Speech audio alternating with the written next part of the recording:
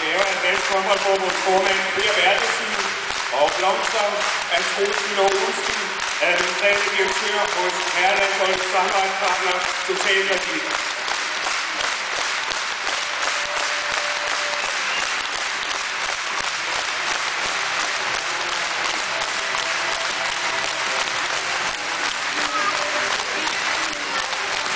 Mine damer og herrer, Lars Christiansen!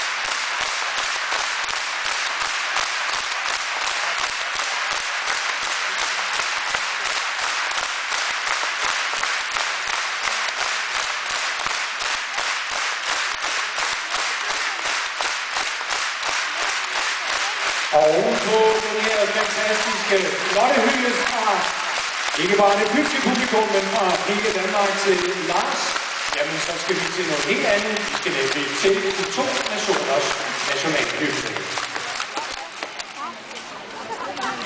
Men inden vi når så langt, så har vi lige givet ordet til Lars.